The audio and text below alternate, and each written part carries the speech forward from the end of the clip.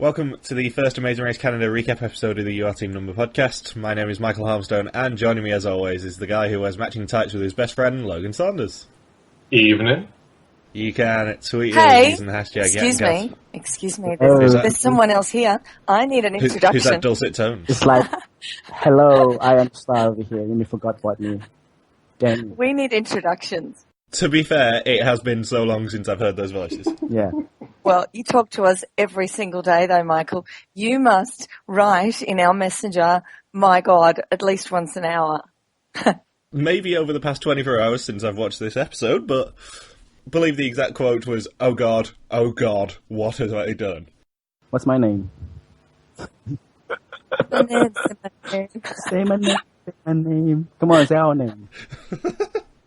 Yeah, sporadically during the season, Michelle and Eamon will be joining us as well. Surprise. Oh, surprise.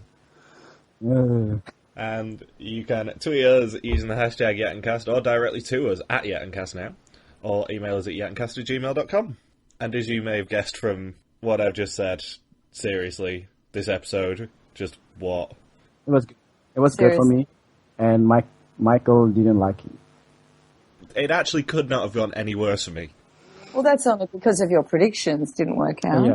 The worst team in Amazing Race Canada history winning the first leg. Thankfully, not a double express pass. Why do you hate them so much in personal level? It's like they've done something wrong in the past. They're obviously not the worst team because they came first.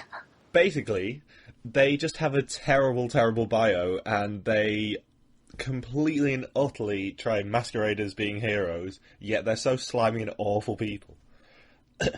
That, you know, every single banner that involves them will have their faces blurred out because that's going to be hilarious fun. They are worse than Voldemort, and I have come up with a nickname since our cast preview podcast, Michael, and their official nickname that I'm proposing is Volda Mussolini.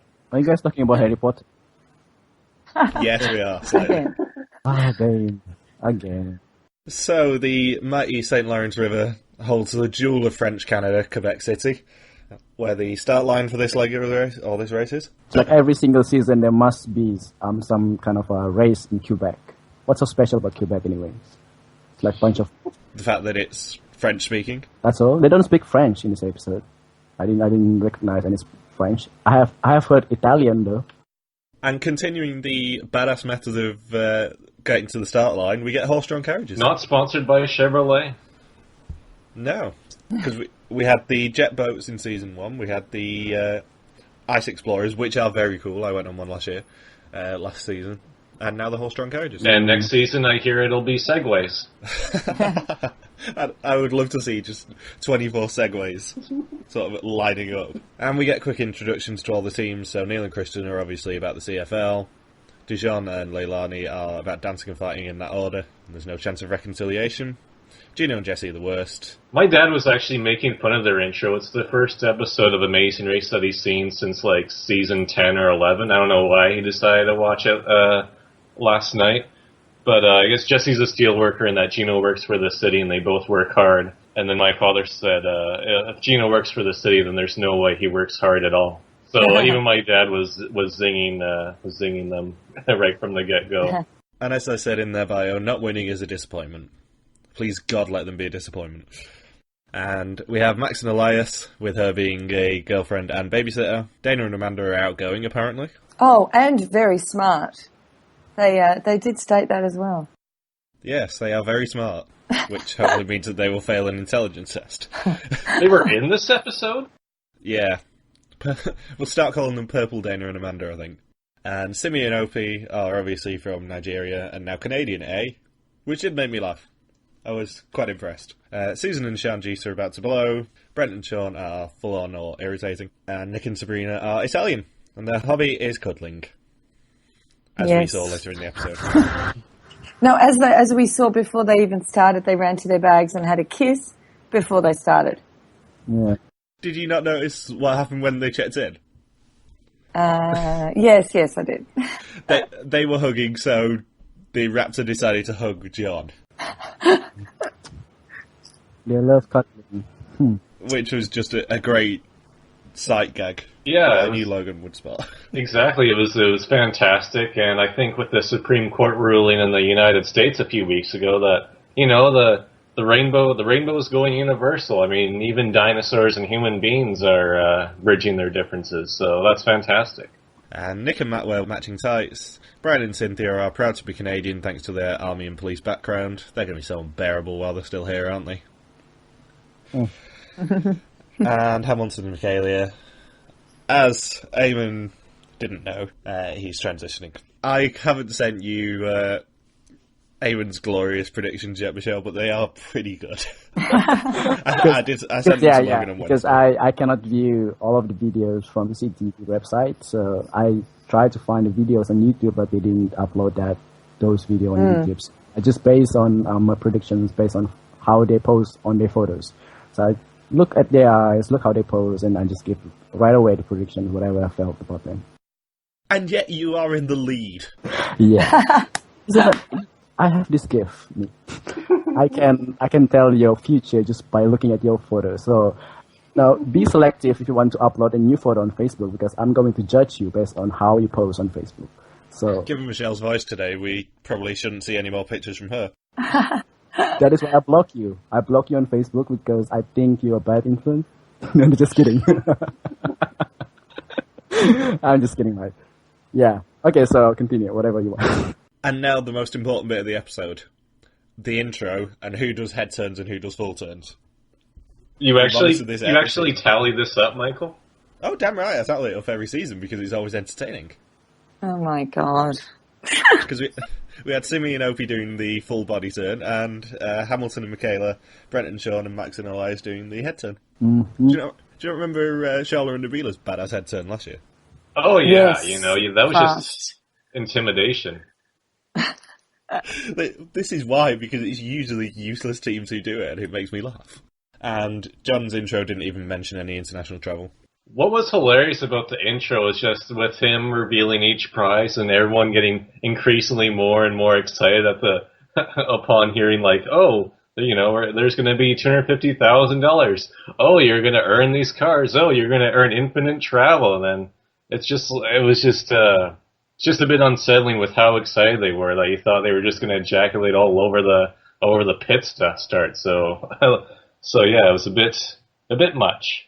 It's still not as bad as Jinder getting so excited over free petrol last year. Most importantly, though, they do need to make Canada proud again. That is very important. Yeah.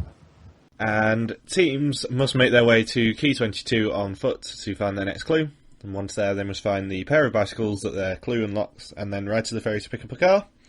The cars are numbered, and the lower the number, the earlier the flight. 8 teams will be on the first flight, and that leaves an hour earlier than flight number 2. Which was all pointless, because then it's just a huge equalizer and everyone's in the same spot at the same time anyway. Yeah, I mean, the editing was that confusing that I didn't even write down who was on which flight. I had like half of them.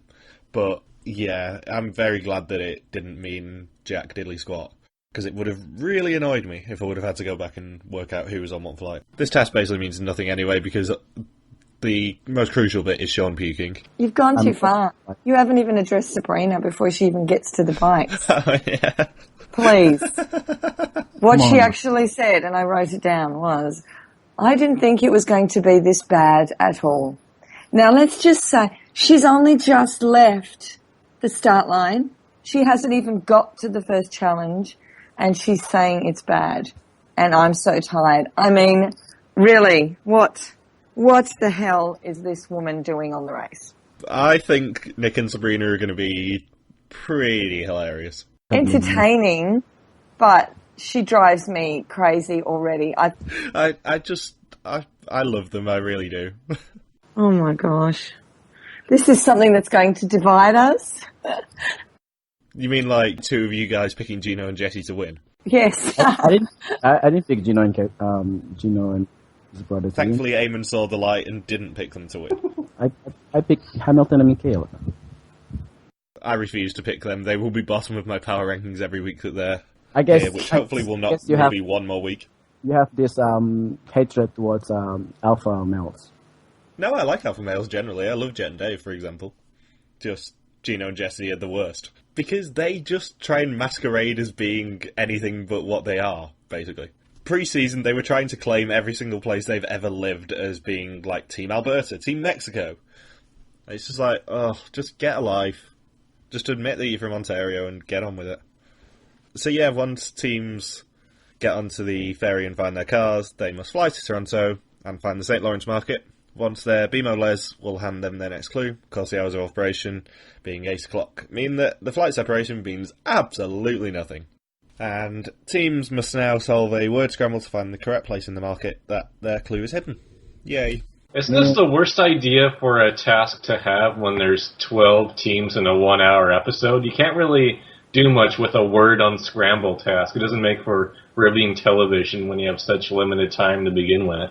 What they should have done was made this a double battle, just because that would be hilarious. You mean the face-off, Michael? No, I mean a double battle. We're calling it the double battle, remember? We decided that on Sunday. And once teams get their clue from the butcher, they have to head to TSN Studios to find their next clue. Caution, James Duthie ahead. Oh, James Duthie, always trying to be the old attention whore. When you were talking about him on Sunday, did you know that he was in this leg, Logan? I heard that he probably was going to be at least a good thing about James Duthie appearing in the first episode is that, you get to essentially peel it off like a Band-Aid, and that you don't have to put up with him for the rest of the season. Yeah, you know he's going to appear after 4 and 8, though, don't you? As a first mid-season recap, a second mid-season recap, and then he's going to host the reunion.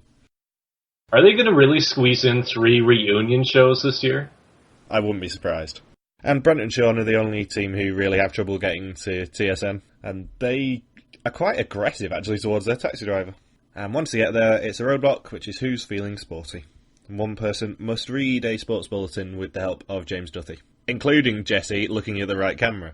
Hint. And Jesse, Susan, Simi, Dijon, Neil, Elias, Brian, Nick, Dana, Hamilton, Matt, and Sean did this roadblock. With Jesse doing the roadblock, it really made me think of Team Rocket with the old introduction, considering it was Jesse and James on the same stage. Thank you for that wonderful insight. It was clever of Nick to actually look down at the paper and not keep looking at the teleprompter. Actually use a brain, which was clever. Italian Canadians are clever, Michelle. We're all very clever like that. We're always going to think outside the box. Some of them didn't, though. But he was good. Nick was probably the MVP of that task. They did get the jump on a lot of teams. And also they're not Gino and Jesse, who will never win MVP of any task. And James Duthie's facial reactions. Discuss. And putting his head down on the table, that was good. I kind of like this roadblock. It was pretty creative. Yeah, at least he was nice and snarky. Separated the teams, it was really good. But remember, Susan would rather take a put to the face and read these words out. And in a shocking turn of events, Neil has been to TSN before. Do you know what the conspiracy theories would have been like if he finished the task first after working at TSN for years? Fans would have been so pissed off. You mean fans aren't already pissed off that, number 1, the Double Express Pass is coming back, and 2, international travel next week already? I haven't looked at the Facebook page yet, but I suspect that they are going to be the 2 major complaints. Yeah. And once teams complete the roadblock, they have to head to Atlantis and Ontario Place to find their next clue. Caution, Sabrina, water ahead. Jesus. Sabrina. And this is the second roadblock, which is now who's feeling sporty. And this roadblock, the team member who sat out the previous roadblock must complete a 3-part water obstacle course consisting of a cargo net, a diving board, and a rotating lock. Which, of course, means that it's Gino, Sabrina, Opie, Sean, Michaela, Amanda, Cynthia, Leilani, Nick, and Max doing the roadblock. Nick added an extra task for himself to that roadblock. What, climbing over Cynthia? Yes. Wait. Talk about Brent and Sean. Why did they puke? I mean, it was nerves, I think. Because they are quite big super fans, I think. I thought it was because they saw Gino and Jesse on the boat. And also having to see Gino and Jesse up close. Oh, God. It's shocking. You're shocking, Michael. I've probably got 12 weeks of Gino and Jesse jokes coming, let's be honest. Yeah, you do. Let's hope they hear this podcast and then we can bring them to... I don't care if they hear this podcast. We're never going to get an interview with them anyway. Not with my rant in the preview. I would like to talk to Sabrina though. Oh yeah, Nick and Sabrina I love already. And I can't ever talk to that woman. I can't talk to her. Oh They're my already gosh. responding to me on Twitter. Really? Yeah, on Twitter and Facebook already. Because I'm fangasming all over them. Well, it's the Italian-Canadian connection, Logan. It is, really. It's well, Italian. Gino and Jesse were from the bad part of Italy, but Nick and Sabrina and I, we have a special connection there. I just loved the fact that in their sort of pre-season thing, he just started talking Italian and then go, oh yeah, sorry, not Italian, English. Are they both Italian though? Yeah, they're both Italian. They've both lived overseas. I think she's lived in the UK and France as well, I seem to remember. But he is a former professional football player. Proper football, not Canadian or American football. And he played over there for a few years. And Sabrina stays home and bakes cookies. Oh. Oh dear. There's nothing wrong with baking cookies. Nothing wrong with it. But when she started doing the water challenge and she was standing at the side making crazy noises, and I thought, okay, I'm going to try and put this in perspective. If I was standing there with a tub of cockroaches, I probably still wouldn't make those noises and still wouldn't go crazy. I'd probably just go into shock and not say anything and not do anything. Maybe But it's I just can't imagine doing anything like that. I just don't understand why she was so freaked out. To be fair to them, it was very high up. And if you got a crippling fear of water, as both Nick and Sabrina do, that's why Sabrina... It actually worked out nicely for them because Sabrina was going to do all the water challenges anyway. Oh, okay. I'd like to know what happened to them that made them afraid of water. Yeah, it's probably something like they've both nearly drowned or something. No, you have traumatized people, I guess. Yeah, there's some trauma in that backstory, I suspect. Or just always living in the city Maybe, all their lives. or maybe just they love to cuddle so much, and then they cuddle in the bathroom, and then they just fall out. I don't know. Maybe. They drown in the bathtub from cuddling? Is that I know. what you said? It's like she passed out, and she doesn't want to do that anymore. And So confused. Welcome to Eamon Logic. Ope struggles so much. Just stand in the the platform. diving board. Yeah, because apparently the way I see it, they don't have any life vests with them. But when he jumped, apparently he can swim though. I think. I suspect there will have been some sort of buoyancy aid. They were wearing a lot of padding. Yeah, I was panicked. I thought there should be someone in the water, or he should be allowed to wear a life vest. I thought that I was panicked when he was going to jump in. I thought there's nothing there for him.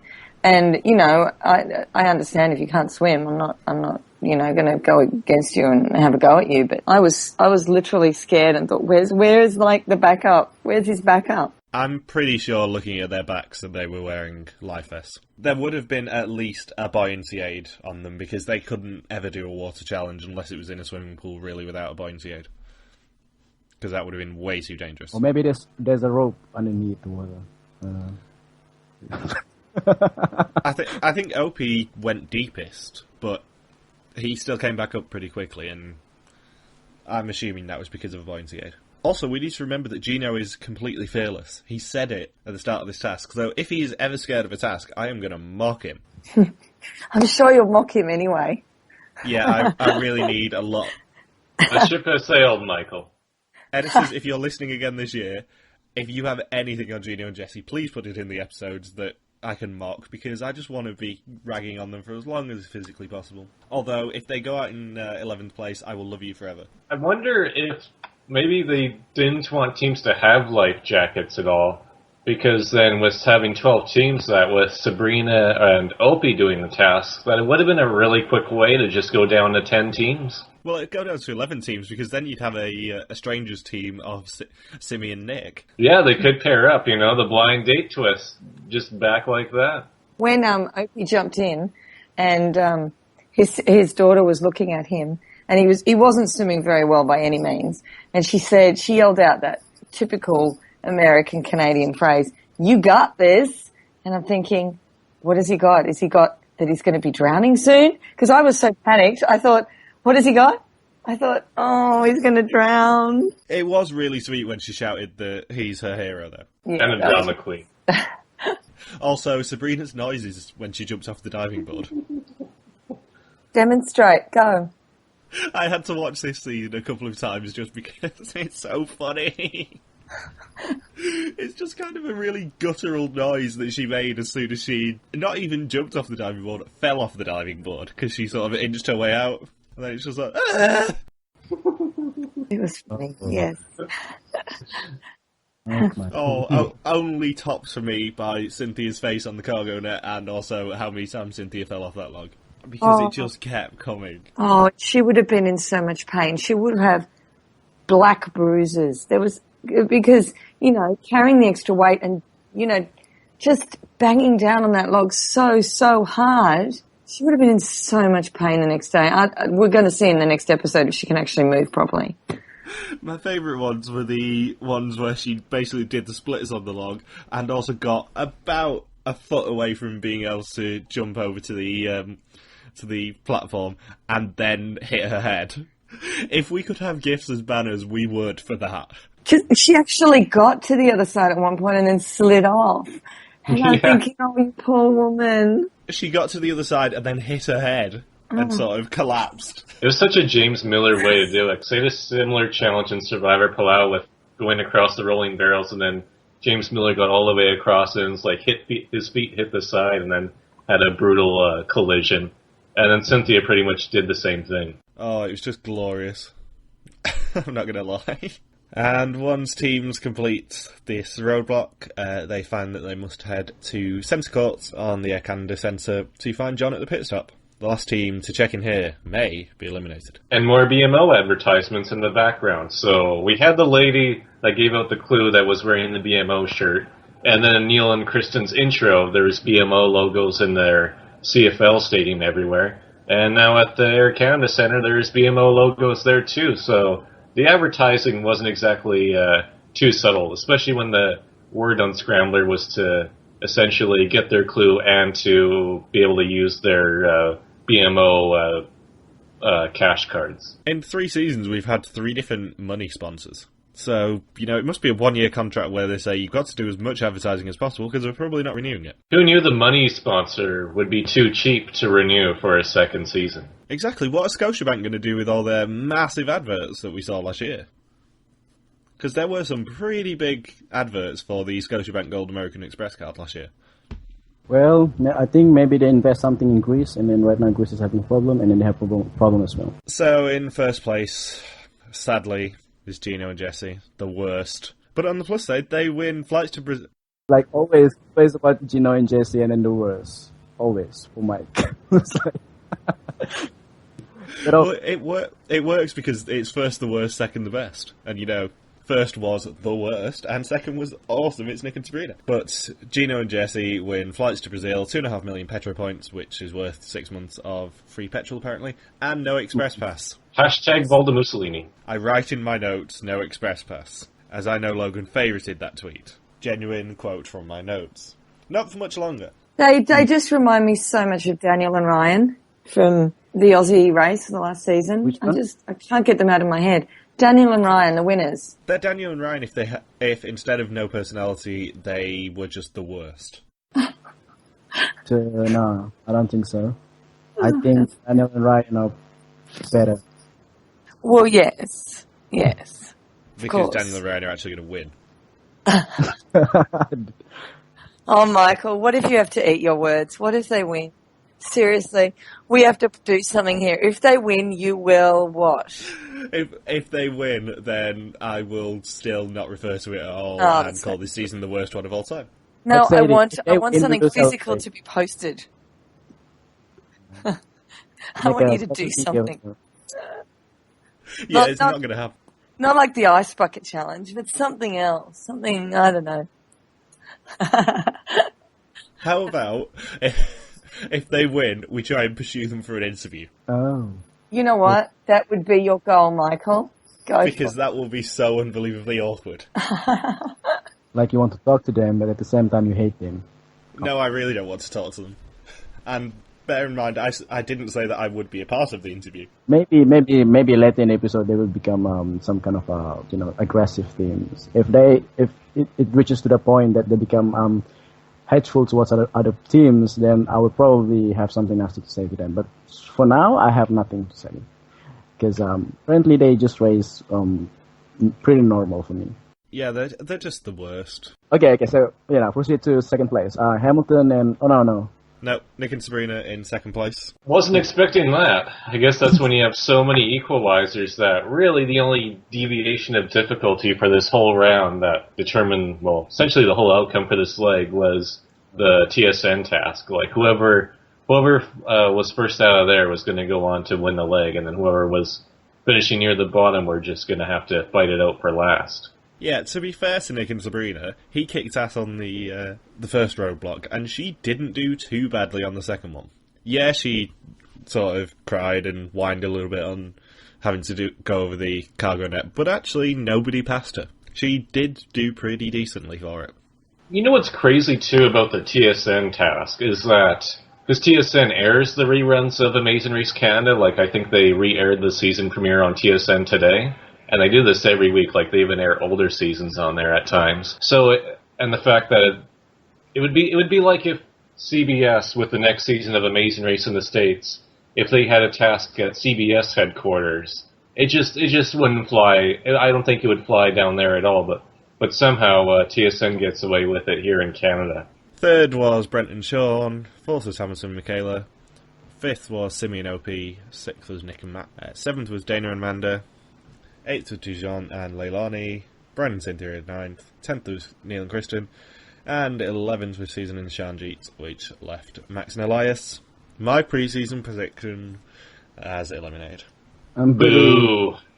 Boo indeed. This guy was the one who doing the roadblocks at the TSN task, and I think he said he has a seizure. I don't know what kind of disease. Dyslexia. He's dyslexia. That's why he kind of struggled a bit doing the roadblock. It's pretty sad to see.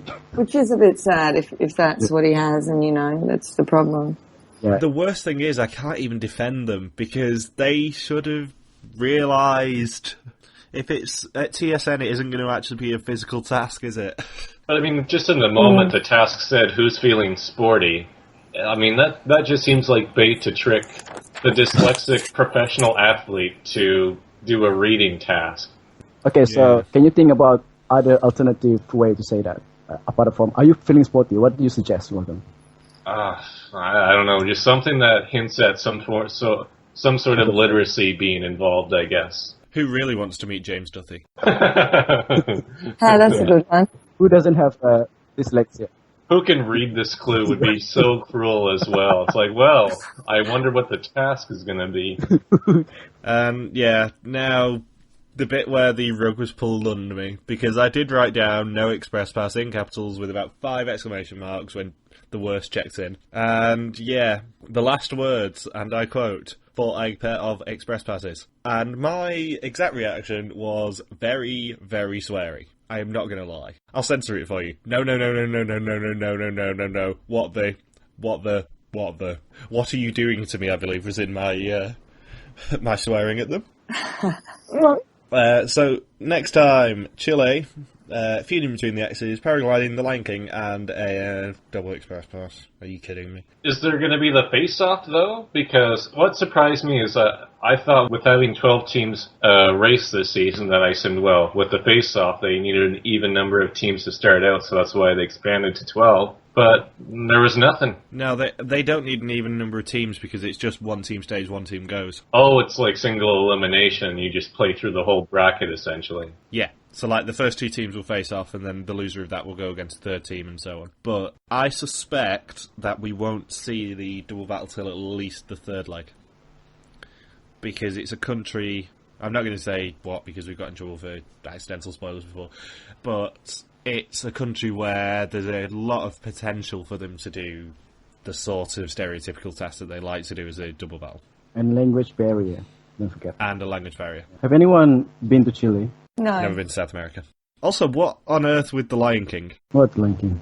What? In the Next Time trailer, it looked like Dijon was dressed out of something from The Lion King. Oh, maybe it's a traditional dance or whatever.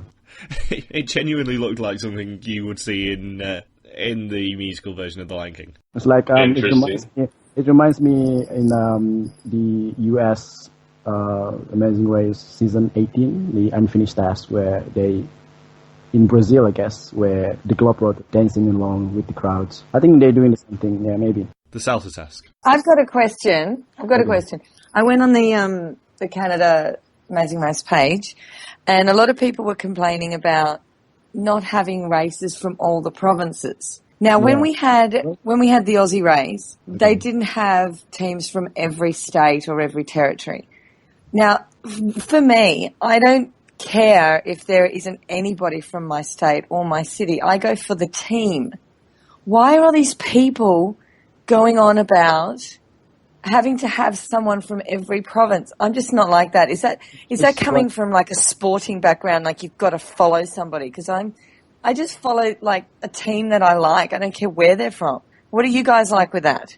Yeah, I don't get it either, particularly. It's been like this for all 3 seasons. I think with being the Canadian, I'll try to, maybe I can come up with an answer here. But as Chief Canadian Correspondent. Yeah, Chief Canadian Correspondent, the CCC. I can't quite figure it out, because there's even really specific complaints. Like, there's been somebody who said, oh, there's nobody from southwestern Manitoba, which is it's not only a province, but it would be like a region within a province. And it's crazy, too, because there are a ton of people who specifically wanted a team to represent the prairies beyond just Brian and Cynthia. But on the other hand, if Brian and Cynthia was the only team picked from the prairies, then there was probably nobody really to choose from to begin with. But I would like to see someone from Nunavut to race in the race, you know. That would be pretty sweet. But I know there are a few people who have applied from the territories, but they probably have a selection of about 10 teams, and if none of them meet the requirement to be on TV, then it'll probably be just sitting at 0. But I think it would be pretty awesome if they did find somebody from way up north and like in a Iqaluit or something like that. Yeah. Just looking at the Amazing Race Canada Facebook page, Nick LaMonica and Sabrina Mercuri, I can't stand that Winnie idiot woman. Why did you sign up for the show if all you're going to do is cry? Why did Amazing Race choose such a team? There are plenty of others you could have chosen. I fast forward my PVR every time I see that Mercuri girl. It's because you didn't send the application. Come on. Well, I know why they picked her. She's entertaining. Yeah, she can't do things, but she's entertaining. And what these people have to understand is, like Logan said, if there's no one good from a province, they're not going to pick someone for the sake of picking somebody. They're just they have to pick whoever's, the best for the race. And these people drive me crazy. Well, that's pretty much say about the personality in the certain province. They don't have any specific characteristic that is viewable in TV, especially the reality shows. Maybe. Now, a couple of people were asking why I hate the Double Express Pass. Why? Basically, I don't hate the Express Pass at all. The Express Pass is alright on its own. If it's just one Express Pass, it's fine, because it's usually earned as part of a task or winning a leg, and it's the rightful prize and that sort of stuff. The Double Express Pass forces alliances onto a season. That's the thing. If producers don't have the faith in their casting or the show itself to let it run organically and have to introduce an alliance into it, then it's not a good idea. And it really doesn't bode well for the season if they don't have the faith in their season as a whole and the people in their season to basically let it run. That's my gripe, because it just doesn't sit well. So you prefer not having Express Pass? Yeah, ultimately I'd prefer not having the Express Pass, but I don't mind having a single Express Pass like we did in Season 26. I didn't mind that Jaylani and Jenny had that Express Pass. I don't care about Express Pass as long as they have U-turn or yield. My preferred option would be the Express Pass being given out on an additional task, like they were going to do with the save last season. That would be better for me. Because as we discussed with Mike and Rochelle, as neither of us actually knew, the save was available on the first tie leg if a team did a forcible U-turn. If they completed both sides of a detour, the first team to do it got a save, and nobody did it. Say, if they put a twist on the very first episode, they put a U-turn, what would happen? Now, what they should have done is they should introduce the must-vote U-turn and make sure that Gino and Jesse get it every time. All right, then. what are our predictions for next week then? My prediction next week will be, I think Gino and Jesse will still be in the race. Sabrina will scream or cry at something else. Definitely. And Dujen and Leilani will pull each other's hair. Oh, Dujen doesn't have any hair. Brand and Sean will cry in the street. Maybe they will struggle, but they kind of remind me the team from the Amazing Race 9, the one that got eliminated in Brazil. Lisa and Johnny. No, not Lisa and Johnny. The other guy, the first one got eliminated. John and Scott. They got eliminated in Brazil in the football field. I'm predicting Cynthia will be limping. I hope she's okay, but I'm predicting she's not going to be normal. But she does have technique. Yes. Michelle, who is your favorite team so far? I never have a favorite this early. I need to get, 3 episodes in before I warm to a team. The one that got your attention in the first episode. Well, obviously Sabrina, but they're not my favorite team. So, look, I don't really have one. I don't mind Hamilton and Michaela, whatever it's supposed to be. But, I don't know how they're going to fare, really. Obviously, before the next episode, we'll do another set of power rankings. And I'll probably cock it up again this week, let's be honest. I think Dujan and Leilani will probably be out next week, because aren't they going to be an area in the Andes? Because Leilani has inhalers with her on the race, and if it's a high altitude and there's lots of running, she's not going to be able to handle it too well. I'm pretty sure they're going to Santiago. So, overall, who's going to be eliminated? Your guess. I will still choose Brian and Cynthia. Yeah, I think Brian and Cynthia might go. Although, in my power rankings, Gino and Jesse will be last because they are the worst. Oh my gosh. I think they will be first again. They will be like Mark and Robinson. They'll be top 3. I'm pretty sure they'll be top 3. Yeah. They look like Spanish, Mexican. Yeah. Look at their names, Gino and Jesse. Come on, Montani. They're Italian-Canadian, actually. Italian, Spanish. They can speak. They can understand each other. We don't actually know whether Gino and Jesse speak Italian, by the way. The only team that actually said in their bios that they speak Spanish is Nick and Sabrina. So, yay, Nick and Sabrina. Hopefully you kick ass. But yeah, my preferred option is Gino and Jesse going home next week, and then whoever wins the Double Express Pass gets eliminated in 10th place without handing out the Double Express Pass, so that we can just be rid of it this season. But I don't think that's going to happen. Plot twist, someone will be medevac. Dun, dun, dun. No one is going to pull a Sean off of Jen. Maybe someone will struggle with the high altitude. They have to paraglide and stuff, and they suffocate for air to breathe. Please let Sabrina get the paragliding, because I just want to see her scream over Chile. Chile. Oh, all right. It's going to be so tragic. So yeah, anything else to say about this week before we sign off? It should have been 90 minutes long. 1 hour for 12 teams and a ton of tasks made it go by really fast. For a lot of it was just summary for the most part, I think. But I will remember their names. Until now, I have to look at the photos to actually remember their names. Yeah, it was way too rushed.